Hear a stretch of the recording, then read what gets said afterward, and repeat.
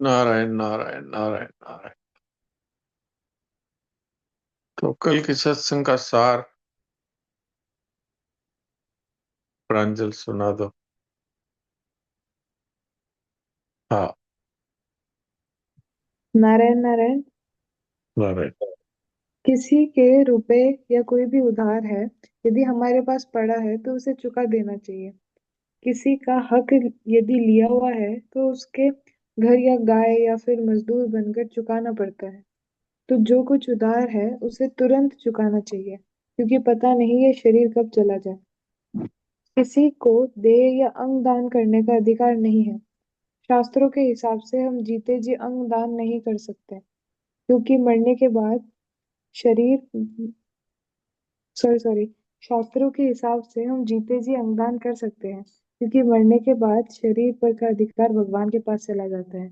नारायण नारायण नारायण नारायण। नारायण नारायण। तो आज शनिवार है और अभी गीता जी का शुद्ध श्लोक का उच्चारण के बाद में देवकी जी आज पढ़ेंगे साधक संजीवनी।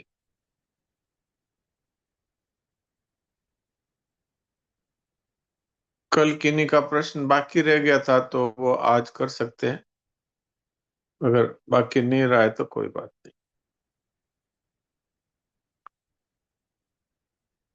तो अभी हम गीता जी का अभ्यास करते हैं।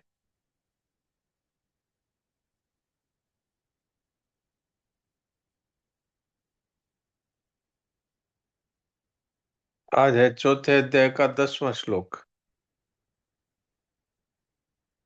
मैं पहले 2 बार पढ़ता हूं, आप अपने गीता जी के श्लोक पर दृष्टि रखें और फिर 2 व्यक्तियों को मौका दिया जा सकता है शुद्ध पाठ का।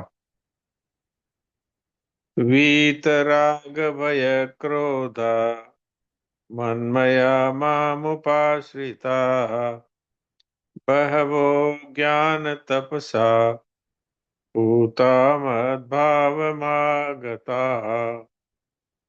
वीतराग भय क्रोधा मन्मया मामुपाश्रिताः बहवो ज्ञान तपसा पूता मद्भावमागताः। इसमें बहुत से लोग मांगता बोलते हैं। पूता मद्भाव मांगता, ये मांगता नहीं है, ये मागता। इसका अर्थ है कि जो ज्ञान से पवित्र हुए हैं ऐसे ज्ञानी लोग मुझे ही प्राप्त होते हैं, मेरे ही भाव को प्राप्त होते हैं। मद्भावम आगतः, ऐसा है इसका संधि विच्छेद। तो ये मांगता नहीं है, मागतः है। मद्भावम आगतः, इसका संधि विच्छेद करें तो मद्भावम आगतः ऐसा होगा। यानी वो मेरे ही धाम को अथवा मेरे ही भाव को प्राप्त होते हैं। इसका अर्थ है राग भय और क्रोध से सर्वथा रहित, मुझ में तल्लीन, मेरे ही आश्रित तथा ज्ञान रूप तप से पवित्र हुए बहुत से भक्त मेरे स्वरूप को प्राप्त हो चुके हैं। अब पाठ करने वाले हैं वो हाथ खड़ा करें।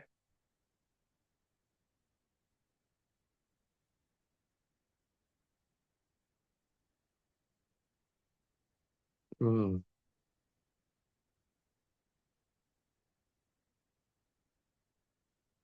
कमला देवी बोलिए। वीतराग भय क्रोधा मन्मया मामुपाश्रिताः बहवो ज्ञान तपसा उत्तमद्भावमागताः।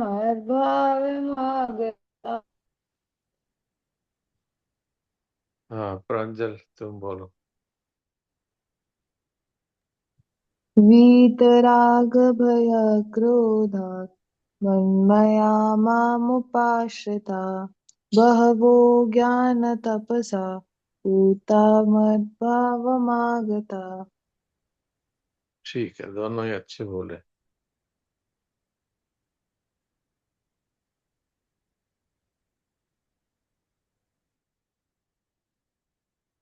अब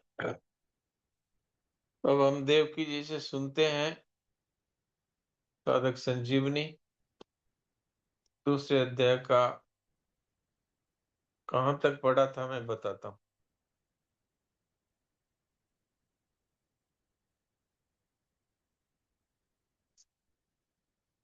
देवकी जी तो वृंदावन वो करनाल गए हुए थे, तो अभी दूसरे अध्याय का 50वां श्लोक पढ़ना है। हाँ, नारायण नारायण नारायण। नारायण नारायण शुरू से पढ़ दीजिए और क्या। हाँ, तो इस श्लोक में बुद्धि के आश्रय का फल बताते हैं। हाँ, बुद्धि युक्तो जहाती है उबे सुकृत दुष्कृते तस्मात् योगाय युजस्व योग है कर्म सुकौशलम। बुद्धि यानी कि समता से युक्त मनुष्य यहाँ जीवित अवस्था में ही पुण्य और पाप दोनों का त्याग कर देता है। अतः तू योग में यानी कि समता में लग जा, क्योंकि कर्मों में योग ही यानी कि समता ही कुशलता है। जी। बुद्धि युक्तो जाती है उबे सुकृत दुष्कृत। समता युक्त मनुष्य जीवित अवस्था में ही पाप पुण्य का त्याग कर देता है, अर्थात उसको पुण्य पाप नहीं लगते, वह उनसे रहित हो जाता है।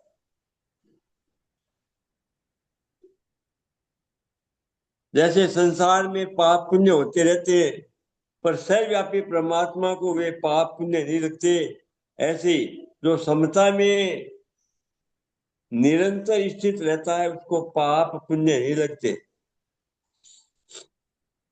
देखिए इसमें मूल बात क्या है, यहाँ पर कहा है कि जो मनुष्य जीवित अवस्था में समता युक्त हो जाता है, तो समता युक्त कौन हो सकता है? जो सारे कार्य बिना किसी कामना के करेगा, वही समता युक्त हो सकता है। क्योंकि अगर किसी इच्छा से कार्य करेगा कि मुझे मान बढ़ाई मिल जाए, मेरे को स्वर्ग आदि मिल जाए, पुण्य होगा, 1 गुना दान 6 गुना पुण्य, इस तरह अगर वो कुछ इच्छा लेकर के कार्य करेगा, तो उसको अगर शास्त्र के अनुसार कार्य करेगा तो पुण्य होगा, शास्त्र के विरुद्ध कार्य करेगा तो पाप होगा। तो जो समता में स्थित रहता है उसको पाप पुण्य नहीं होता। और समता में स्थित कौन रह सकता है?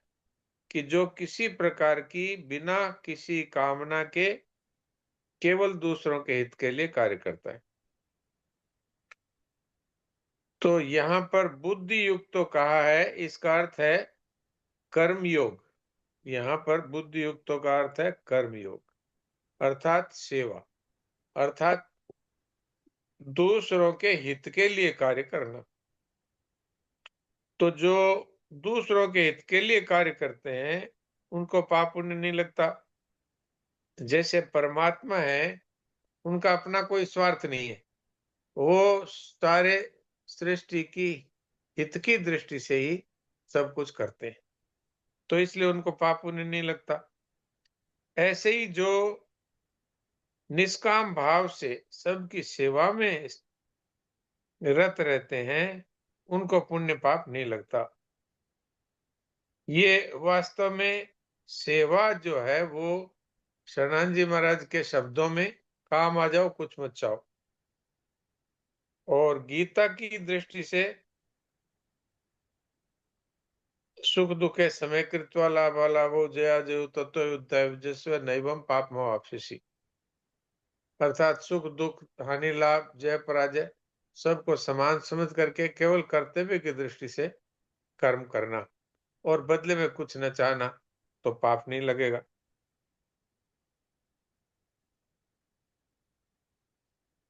गीता के दूसरे अध्याय का 38वां श्लोक। मैं अभी आपको पढ़ के बताता हूँ।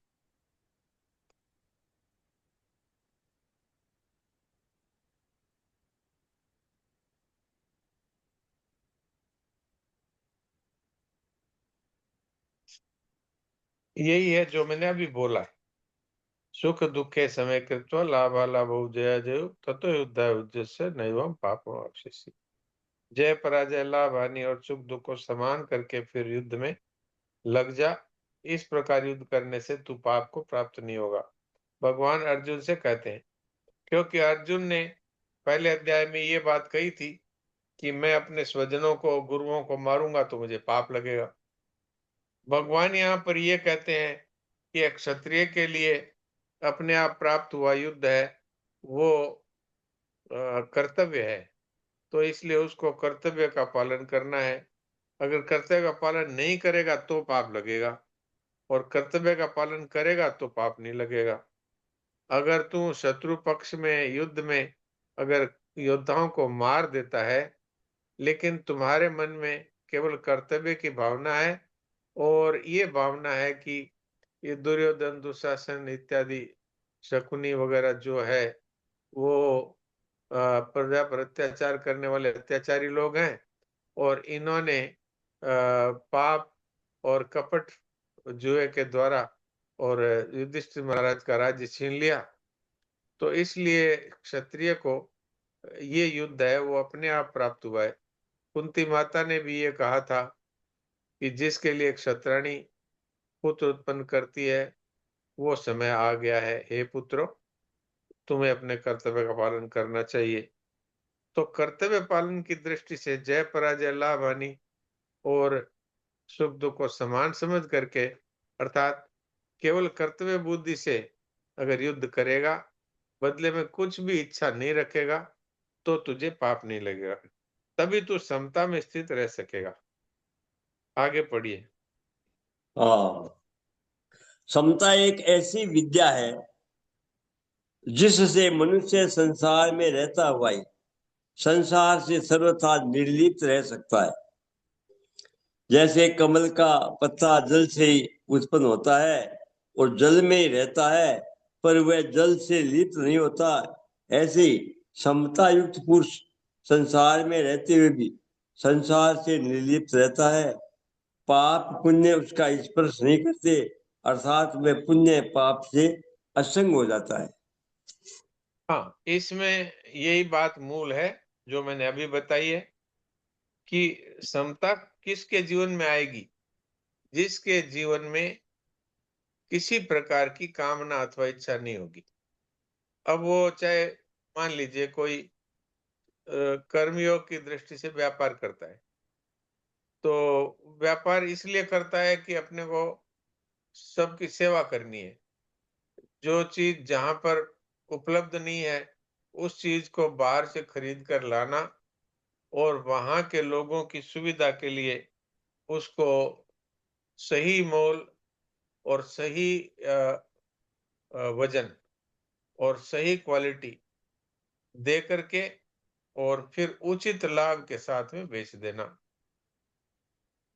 चाहे छोटा बच्चा आए, चाहे घर का बड़ा आए, सबके साथ ईमानदारी से और व्यापार करना।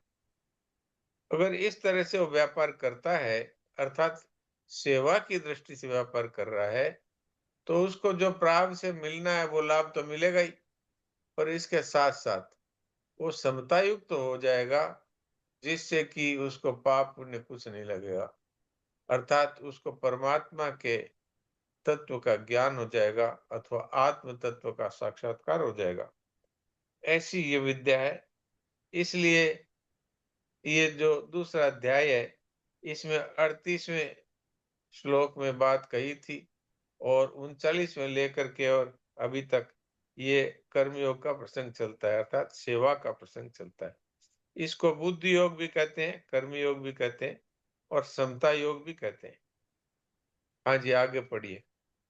वास्तव में यह स्वयं चेतन स्वरूप पुण्य पाप से रहित है ही।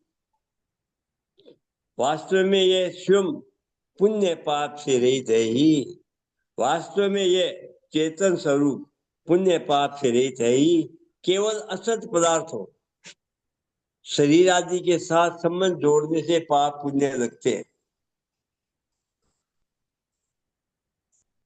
अगर यह असत पदार्थ के साथ संबंध न जोड़े तो यह आकाश की तरह निर्लिप्त रहेगा, इसको पुण्य पाप नहीं लगेंगे। हाँ, अब देखिए, ये हमारा खुद का स्वरूप क्या है? हम तो परमात्मा के अंश है ना, ईश्वर अंश, जीव अविनाशी, चेतन अमल सहज सुख राशि।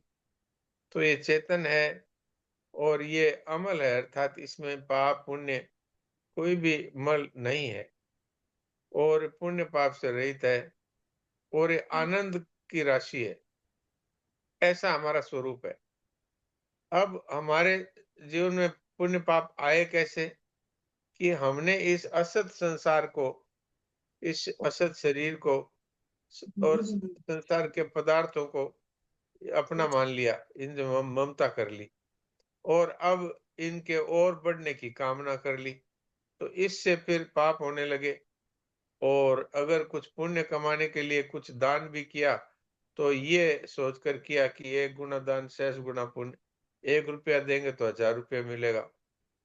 तो इस तरह से जो संसार से संबंध जोड़ता है, शरीर से संबंध जोड़ता है और कामना रखता है, ममता रखता है, उसको पुण्य पाप लगते हैं।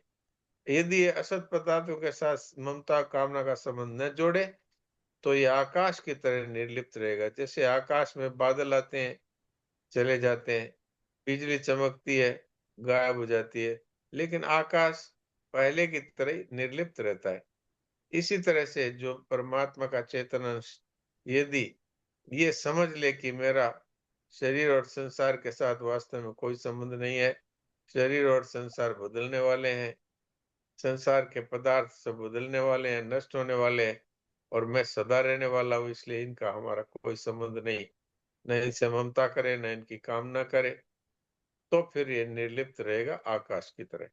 तो जो निर्लिप्त रहेगा उसको पाप पुण्य नहीं लगेगा। कुछ चाहेगा, लिप्त होगा, तभी तो पाप पुण्य होगा। अगर वो चाहेगा तो या तो शास्त्र के अनुसार कार्य करेगा और बदले में पुण्य की आशा रखेगा तो उसको स्वर्ग आदि लोग प्राप्त हो सकते हैं। और अगर वो कामना के कारण पाप करता है तो नरकों में जाएगा, नीच योनियों में जाएगा। तो पाप और पुण्य किसको होंगे? कि जो शरीर और संसार को सत्य मान करके और उनके साथ संबंध जोड़ते हैं, ममता का, कामना का। जी, आगे पढ़िए। तस्मात योगाय युज्यस्व, इसीलिए तुम योग में लग जाओ, अर्थात निरंतर समता में स्थित रहो। वास्तव में समता तुम्हारा स्वरूप है, अतः तुम नित्य निरंतर समता में स्थित रहते हो। केवल राग द्वेष के कारण तुम्हारे को उस समता का अनुभव नहीं हो रहा है। अगर तुम हरदम समता में स्थित न रहते तो सुख और दुख का ज्ञान तुम्हें कैसे होता, क्योंकि वे दोनों ही अलग अलग हैं। जब इन दोनों का तुम्हें ज्ञान होता है तो तुम इनके आने जाने में सदा सम रूप से रहते हो। इसी समता का तुम अनुभव करो। यहाँ पर स्वामी जी महाराज हम साधकों के लिए एक बहुत ही महत्वपूर्ण बात की तरफ संकेत कर रहे हैं। भगवान कहते हैं कि अर्जुन, तुम समता में स्थित रहकर और युद्ध करो। स्वामी जी महाराज यहाँ कहते हैं कि हम परमात्मा के चेतन अंश हैं और हर समय समता में स्थित रहते हैं। हमारे अंदर न तो ममता है, न कामना है और न किसी फल की इच्छा है। वास्तव में हम जब शरीर और संसार के साथ संबंध जोड़ लेते हैं तब शरीर के लिए पाप करते हैं और अगर इच्छा रखते हैं तो इच्छा के फलस्वरूप पाप करते हैं। लेकिन अगर हम शरीर से अलग जो हमारी वास्तविक स्थिति है, अर्थात हम सब के सब आत्म स्वरूप हैं, अर्थात सत हैं, चेतन है और आनंद के समुद्र हैं। जैसे परमात्मा है वैसे ही तो परमात्मा का अंश होगा। तो हम परमात्मा के अंश होने से नित्य निरंतर पाप पुण्य से रहित हैं और समता में स्थित रहते हैं। क्योंकि ये आत्मा है और परमात्मा है, ये सम होने के कारण ही इनका नाम परमात्मा है। सम होने के कारण ही इनका नाम आत्मा है। वास्तव में सदा एक रूप रहने वाले हम हैं। अर्थात अगर हम शरीर के साथ संबंध न जोड़े, तो बिना शरीर के यदि हम अपने आप को अनुभव करें, यदि अनुभव करें कि अगर शरीर नहीं रहेगा तो क्या मेरा अभाव हो जाएगा? तो उत्तर मिलेगा कि नहीं, अभाव नहीं होगा। क्योंकि शरीर नहीं रहेगा तो भी आत्मा तो अपने कर्मों का फल भोगने के लिए और आगे उसकी गति होगी, आगे वो प्रस्थान करेगा। अगर पाप किए हैं बहुत ज़्यादा तो नरक में जाएगा। अगर उसने बहुत पुण्य किए हैं और स्वर्ग आदि की इच्छा से किए हैं तो स्वर्ग में जाएगा। लेकिन अगर उसने पुण्य किए हैं, सबके हित की दृष्टि से कार्य किया है और बदले में कुछ नहीं चाहा है, तो फिर वो अपने आत्म स्वरूप में स्थित हो जाएगा अथवा परमात्मा को प्राप्त हो जाएगा। तो यहाँ स्वामी जी महाराज ये खुलासा कर रहे हैं कि नित्य निरंतर तुम हमेशा अपने स्वरूप में स्थित रहते हो और स्वरूप है वो सम है। स्वरूप में न लोभ है, न मोह है, न ममता है, न काम है, न क्रोध है। ये तो सारा शरीर और संसार के संबंध से हमारे अंदर जीव भाव आ जाता है और जीव में ये काम, क्रोध, लोभ, मोह इत्यादि रहते हैं अज्ञान के कारण।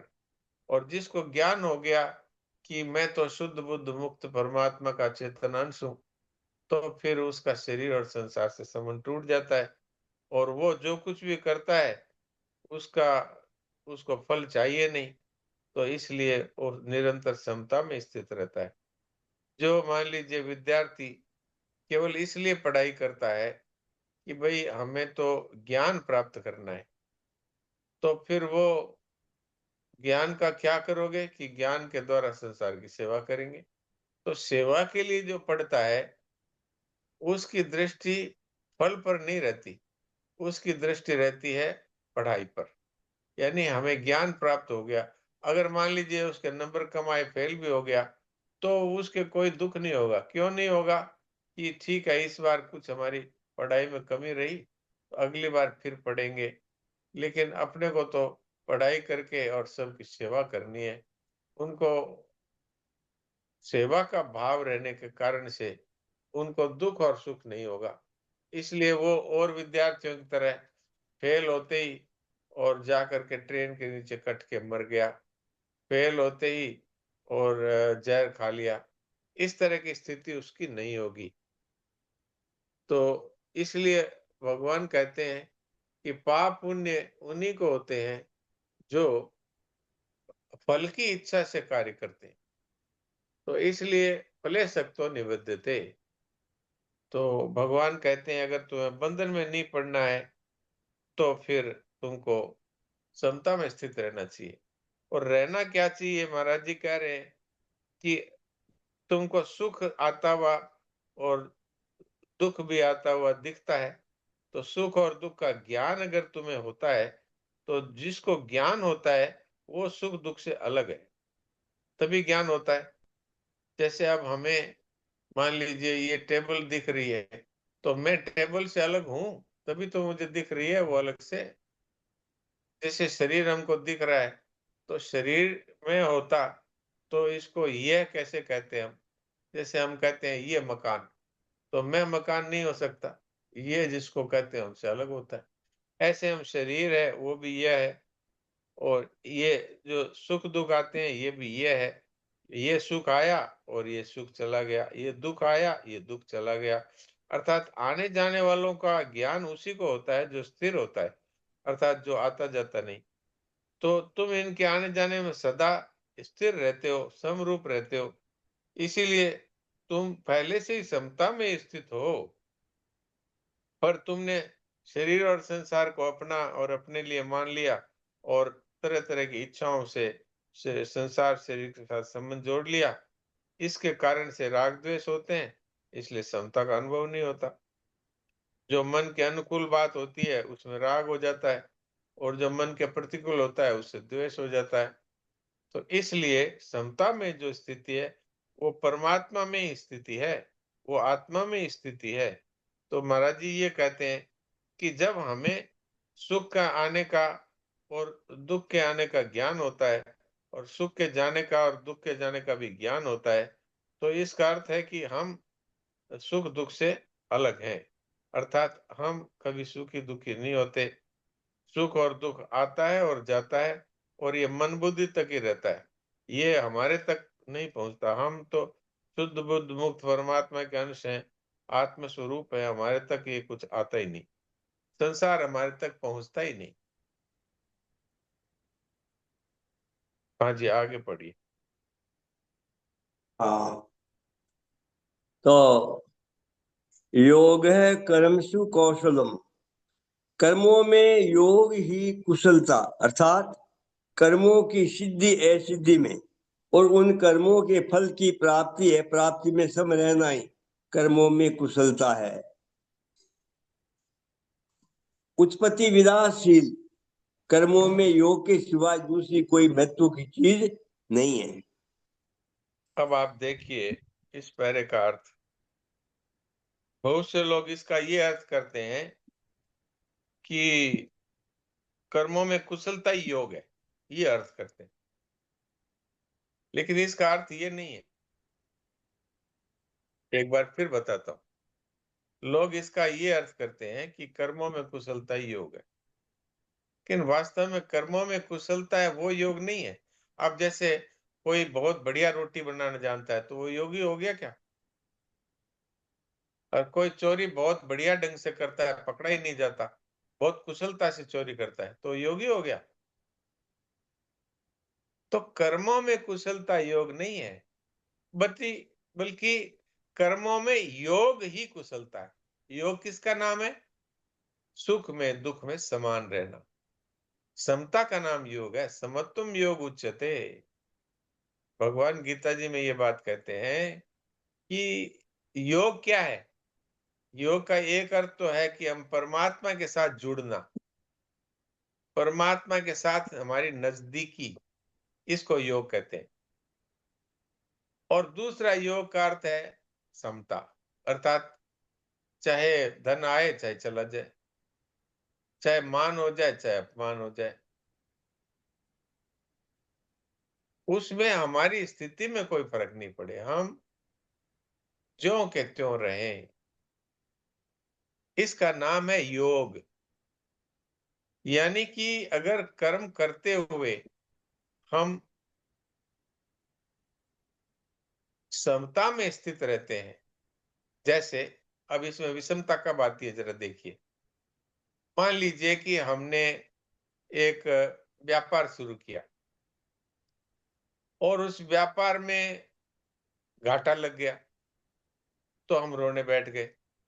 उसमें खूब धन आ गया, खूब नफा हो गया, तो हम बड़े फूल गए अभिमान में, तो हम सम नहीं रहे ना।